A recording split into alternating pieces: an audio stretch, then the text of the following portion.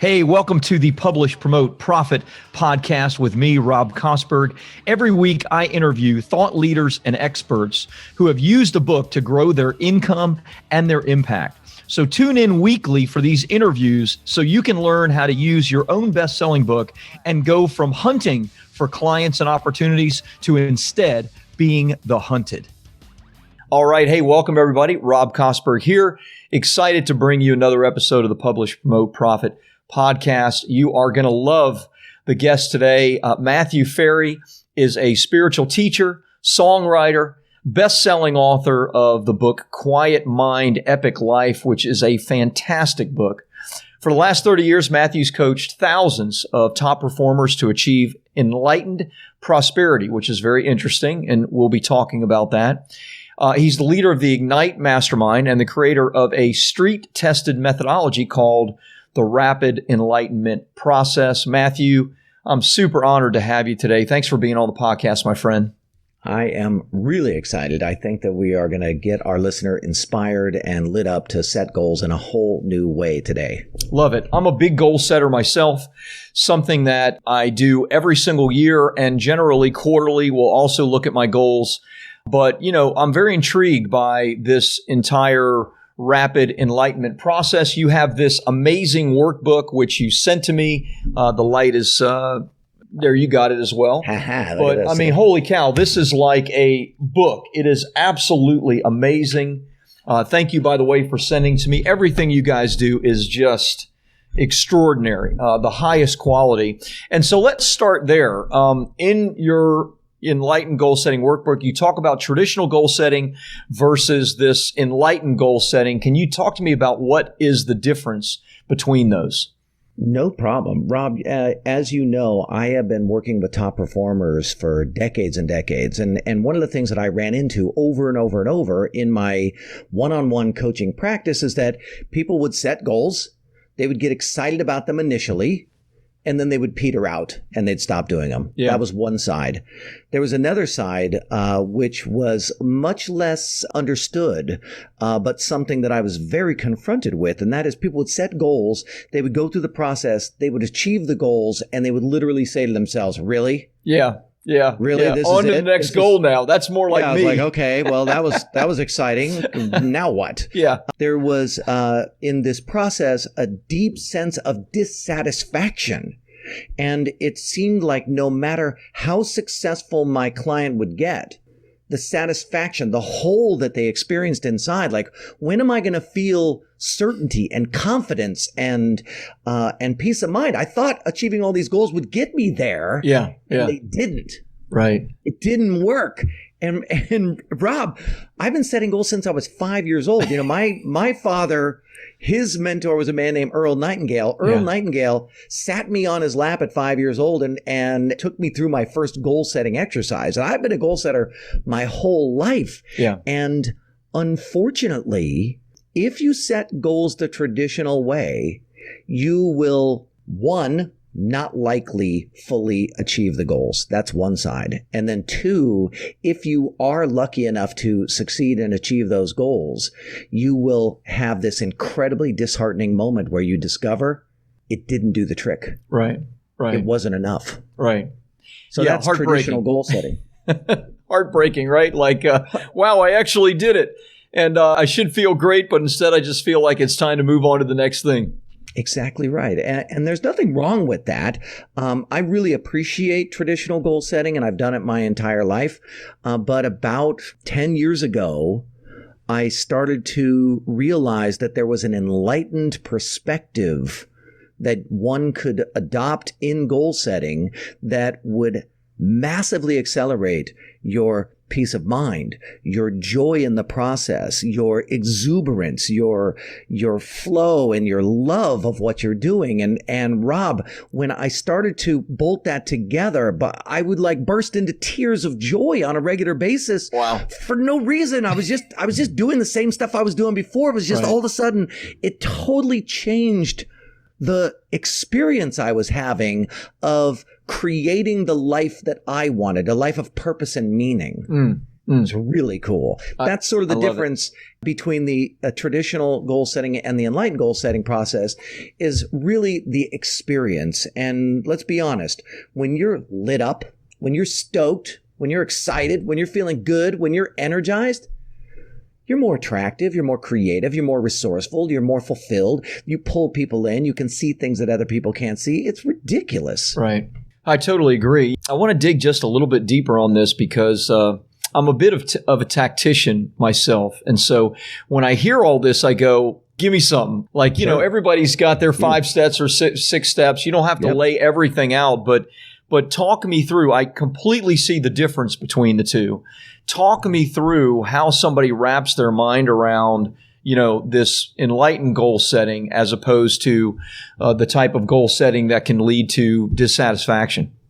I think it starts by acknowledging the motivation behind the goal. Okay. And most of us are pre-embroiled in survival-based ideas. And because we are top performers and we are lifelong learners and we hire the coaches and hire the trainers and listen to the podcasts like we're doing right now, because we're those kinds of people, we have had to relanguage our survival motives to try and make them sound like they are thriving motives, but they're not. And so the first thing that I assist people in doing is getting down to, are you trying to survive better through this goal? Because if you are, you will never be satisfied or fulfilled. Greed, grudge, hatred, victim, illogical rules, humble, traitor, pride, victim, lazy. Those are at the heart of almost all of our goals. Wow. And until we go through a process of investigation, which is what I ask people to do in my workbook, until we go through a process of investigation, it's very difficult to recognize that I have taken a mud pie, I've slathered some ice cream over the top, and I'm calling this my exciting goal that I want to achieve. But really underneath there is, I don't want to look stupid. I want to be celebrated. I want people to think I'm amazing. I want to have a bunch of cool stuff. I want people to know that I'm awesome. Every one of those things underneath them is actually a survival motive. And when you accomplish it, you don't have a thriving experience. Enlightened experience and thriving experience, they're the same thing. So step one would be to investigate, what is my actual motive? Okay. Step two would be to get connected to something called your most cherished experience. And this is where traditional goal setting blows it, because we actually think that our goals are going to create this ultimate experience for us. The problem is we don't know what the ultimate experience is. We haven't taken the time to figure out, what do I think this new car or this new business objective or this new project or whatever, right? I'm going to invest in this new thing. What do I think that is going to actually create for me experientially? It turns out that human beings are only experience oriented. That's it. Like, that's all we have. Experience. Everything that you say you want, everything you do is about the experience that you have. And if you can't get clear about that, if you don't have clarity around your most cherished experience, then every goal you set will miss the mark, because you're not actually trying to accomplish the thing. Right. You're trying to accomplish the experience. And here's the crazy thing. Once you go through that process, and I can't remember where it is in my book here, but this book is for free. So people can 100% download this immediately and have it for themselves. Just give me a second. I'll tell you where it is. And by the way, it's on step number 3 in the book, right? Which is most cherished experience assessment. Gotcha. And I know we're going to give the link out at the end, but that was a very, very generous thing. This amazing workbook you can get at publishpromoteprofit.com/goals, GOALS. So publishpromoteprofit.com/goals, and you can get a copy of this workbook and go through it. So sorry to interrupt, Matthew. Please continue. No, that's perfect. I love what you have here. Rob, let's be honest. you're an extremely accomplished person. You have achieved the goals that you've set out for yourself. You have created a very, very spectacularly successful business. Your business has served me really, really well. I have experienced incredible success because of the service that you are providing, right? So you did it. You accomplished. You said you were going to do X and you did X. And then you're like, okay, now what? Now what? What do I? Right. All right. And what comes after X? And we're not talking about, like, are you a happy guy? Hell yeah. Are you a satisfied individual? Yes, you are. But are you experiencing the profound levels of peace of mind, trust, and knowing like all is well? I don't know. You and I haven't got to spend that much time together to discern that. But when you go through the enlightened goal setting process, where you end up is, this is how I experience deep and profound satisfaction. And when you know what that is, none of the other stuff matters. Right. All of a sudden, your goals stop being imperatives. Urgency, poof, disappears. Now, the survival mind, which I call the drunk monkey, it says, urgency disappears? Holy smokes, don't do that. Right. What, are you going to be a lazy bum living on somebody's couch? No, it is the exact opposite. When urgency disappears, inspiration is what is left. And there you are, I'm speaking to our listener now, you are a creator. You are a go-getter. You don't listen to this podcast because you're a schlub.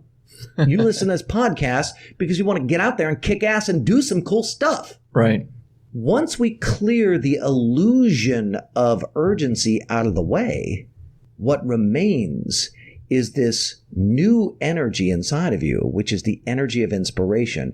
And the energy of inspiration is one where you don't need to find your motivation again. You don't care about going into down cycles or up cycles or whatever. You just go through them. You're just like, that's just part of the process. You're not burdened by the drunk monkey in your head, like you're a loser and it's never going to happen and you're stupid and what's wrong with you and other people are better than you and how come you aren't succeeding and, Rob and Matthew, there's all of this and I'm not that, right? All of that stuff goes away. It's pretty cool. That sounds amazing. And I love the way you described the first step. I guess distilling all of these goals that we have, whether it's goals around something materially in our life, goals around our relationships. I set, like you do, and probably many other people, I set goals in many areas of my life, and in my faith and my finances and in my family and friendships, so many different things. And so some obviously have a kind of a material sense, others not material in the sense of a thing, but in the sense of a feeling. They're qualitative. They're qualitative about my life and my relationships and what that means. But I love going at least one and perhaps several layers deeper and really think, okay, what is it within me that, what am I fulfilling by achieving that goal 2 or 3 layers deeper? I wonder if you can speak to that just a little bit more and how people kind of discover that. I think that the most important thing is to start with the process of discovering your most cherished experience. And what you'll find is that immediately informs you and begins to tell you. And so a simple way, there's a little more complex way in the workbook. And I really want people to go and just download the workbook and go through yourself. It's my gift to you. But a real simple way is to just take an important goal that you have and to begin asking yourself some criteria questions. What's important about that? Then you'll answer. So let's say you're talking about your relationship with your wife, and you say, I would like to have a dramatic improvement in my time spent and the love that I experience with my wife. Let's pretend that that's the goal. Okay. What's important about that? Well, and then you might say, well, I've devoted myself to this person, and I want to make sure that she is, in my case, it's a she. I want to make sure that she is, feeling loved, and that I'm feeling loved, and that it's easy to be around her. And you say, well, what's important about that? Okay. And well, I don't do well when we're in conflict. That actually distracts me and throws me off everywhere. And so I want to really work to be harmonious in my relationship with her. Well, what's important about that? Okay. Well, I think that really, if I'm being honest, I want to feel loved. Oh, well, what's important about that? It just makes me feel like everything's going to be okay. Well, what's important about that?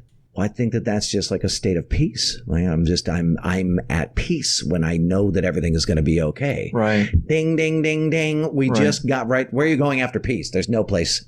That's the top, right? Peace, joy, love, certainty, confidence. You get to one of those highest value experiential terms, and everybody is different. Not everybody's peace. Everybody has their own version. Right. But knowing what that is then helps you to look into your relationship and say, okay, my relationship with my wife, to what degree am I experiencing peace there? Now that is very different. Right. Now, the quality of that goal transforms, and the probability of me experiencing success in that goal goes way up when I'm honest about what I'm actually trying to experience. It's so ridiculously powerful. Yeah. And all of a sudden, for example, in your relationship with your spouse, you may have been living in a set of illogical rules. So illogical rules are something that I talk about in my book, Quiet Mind, Epic Life. Illogical rules are essentially like culturally indoctrinated rules that we follow that don't actually empower you. So for example, happy wife, happy life. If you want to have a crappy life, follow that rule. The real effective thing to do is to make sure that my needs are met and that I am satisfied and fulfilled and stoked about my life, because when I'm there, my wife loves who I am. Right. If I try to help her feel better, I'm going to enter into the ultimate hamster wheel from hell. Yeah. Because there's nothing I can do to get her to feel better. Yeah. That's on her. And so when this is great. I'm riffing here. I know. Riffing. But you've done this a few times, so. Yeah, this is over the last 10 years specifically, I would say the process like clicked in for me. Maybe the previous 10 years I was like, I was kind of dancing around it. But the last 10 years, I was like, oh, wow, this is it. Yeah. This is it. And, Rob, you need to remember, many of my clients, billionaires, 100 millionaires, CEOs of international corporations, some of the most powerful people on the planet. Yeah. And I wish I could list them off for you, but, that's not my relationship with them. Right. But the thing to know is that these people climbed to the top of the mountain only to discover that wasn't it. Right. Right. And when we reoriented the way that they were setting goals, such that at the basis of setting the goal is the context, what I call an enlightened perspective, that all is well, that nothing needs to be changed now, that everything is whole and complete exactly as it is. The moment we changed that, every one of their goals shifted. And all the things in their life that were degrading and destructive and nagging and agitating and, like little rocks in their shoe, that stuff started to fall away. And the things that bubbled to the surface were the inspirational outcomes. Right. And they became better in their relationships and better at work and better in their creativity and better in their decision making. It all cleared up because your mental real estate isn't getting all jammed up by survival motives. Right. It literally sucks up your mental real estate. Right. It's interesting going through the process that you just went through, which was very, very helpful for me, and I'm sure for many people. In some ways, the goal may not actually change. If your goal is, as you expressed in the beginning, that you want to have a deeper, more loving relationship with your wife, you may come back to that exact same goal, right? It's not like you abandon that. So talk me through the difference between, in one sense, the enlightened goal setting versus the traditional. Is it just a matter of, because we're getting to the depth of it, it is highly more effective? Just walk me through the differences there. You're on it, Rob. You're nailing it.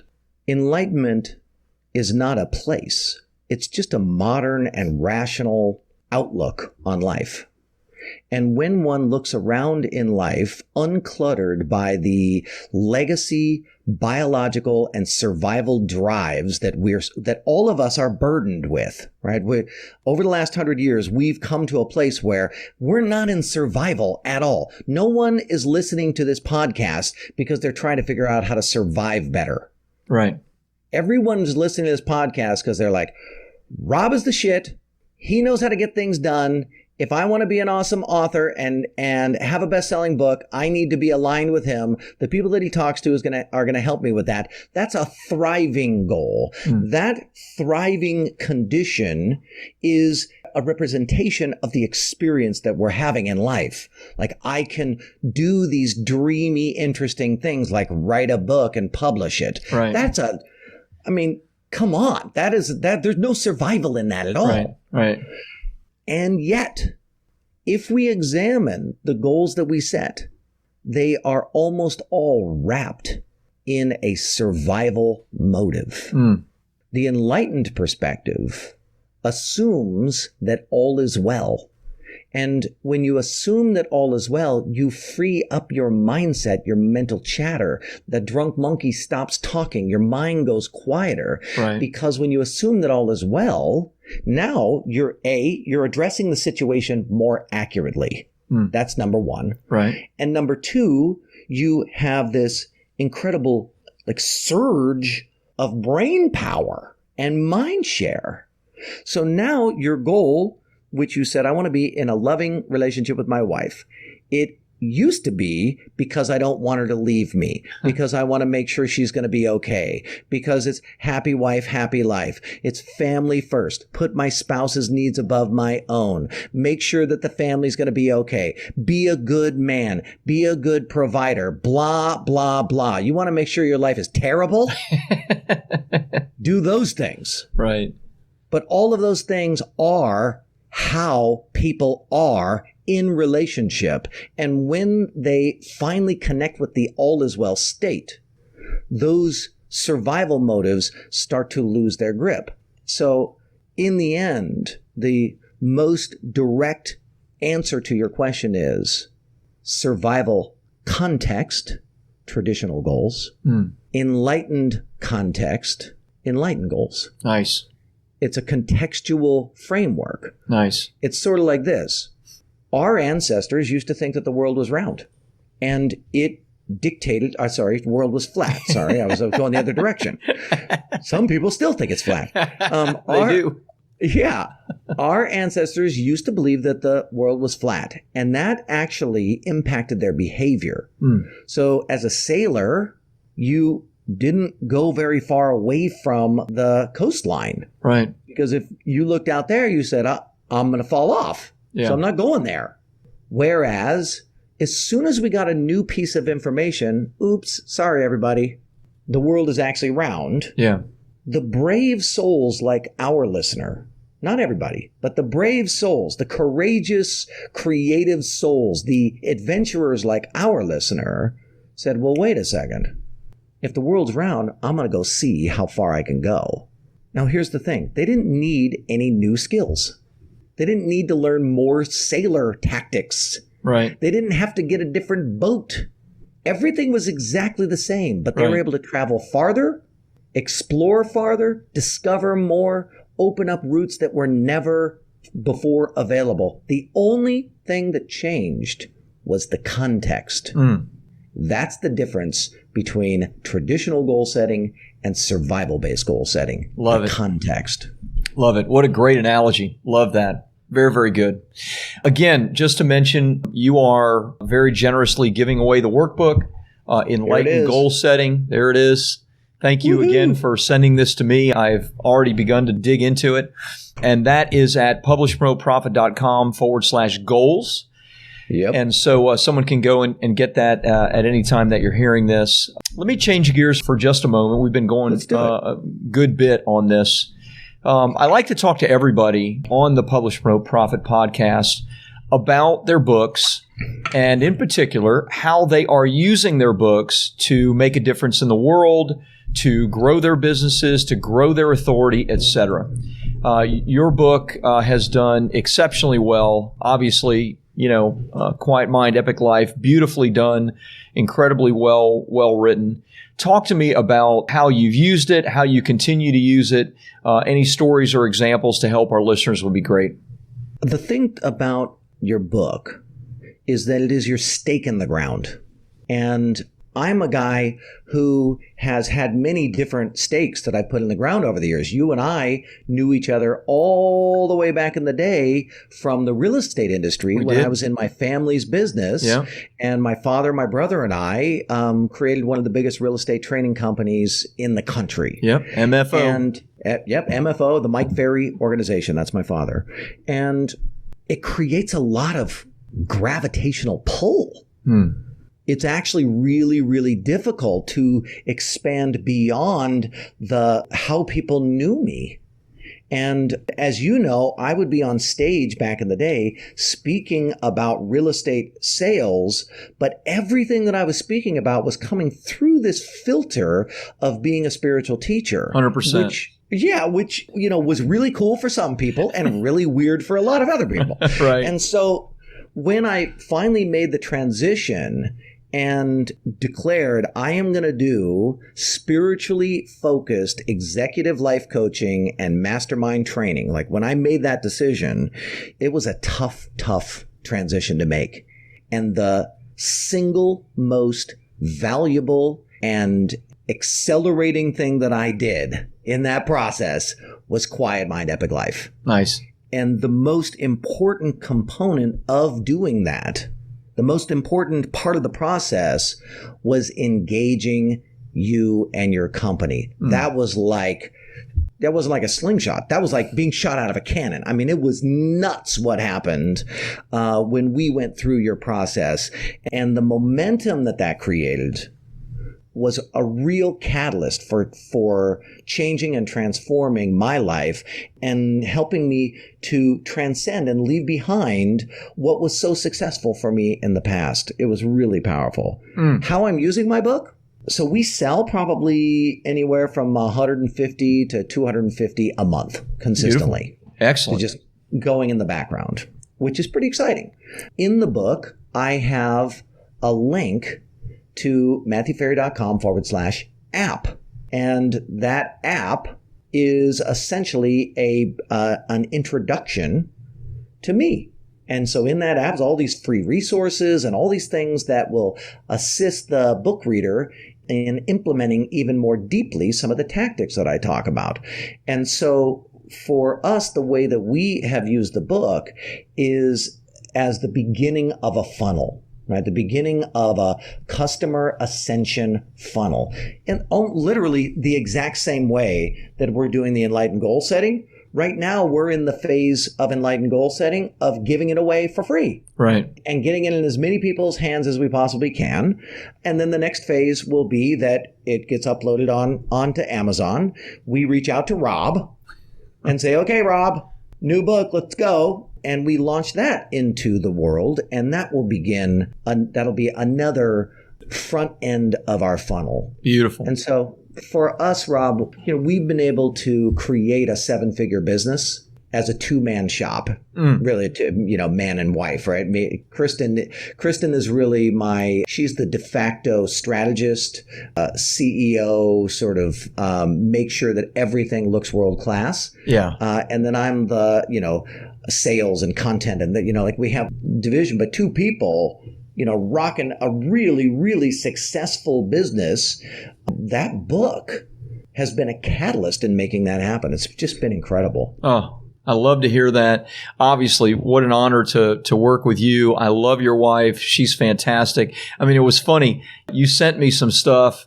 I went online, I looked at it, I'm like, who's helping you with this? This is like some of the best stuff I've ever seen. And you're like, nobody. Kristen, she's doing it. I'm like, man, this stuff is good. So, congratulations. She designed the book cover. She did all the illustrations in the book. That's her and there's the drunk monkey, for example, right there in the book. Yep. She had all those drunk monkey characters made. She did the full Enlightened Goal Setting Workbook.